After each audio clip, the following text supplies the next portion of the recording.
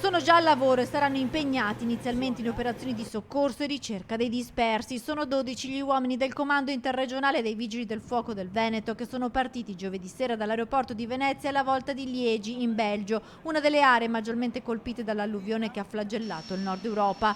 Soccorritori acquatici e fluviali dei pompieri provenienti dai comandi di Padova, Venezia, Vicenza e Treviso, reclutati per la missione internazionale messa in moto dalla Protezione Civile europea. In questo momento in Belgio è schierata invece una squadra che è specializzata nel soccorso alle persone nel momento in cui l'alluvione praticamente sommerga tutto, e quindi abbiamo persone che sono isolate sui tetti delle loro case, oppure persone in condizioni di debolezza che devono essere evacuate per esempio da una casa di riposo, ed è esattamente uno degli interventi che abbiamo fatto.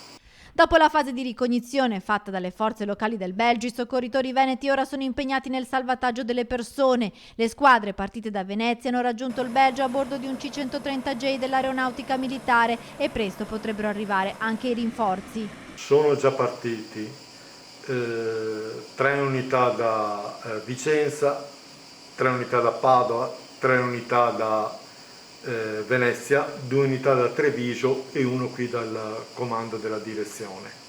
Sono pronte invece per partire, se viene attivato il modulo di alta capacità di pompaggio, 4 persone da Verona, 4 da Vicenza, 4 da Padova, 4 da Venezia, 6 da Treviso, 2 da Belluno, 3 da Rovigo e 2 da Trento.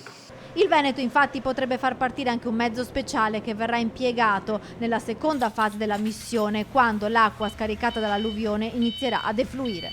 Abbiamo un ordine di preallertamento per il nostro modulo ad alta capacità di pompaggio, che è un modulo che interviene nel momento in cui l'alluvione inizia a scemare e vadano o protette delle strutture o in effetti svuotati seminterrati e quant'altro.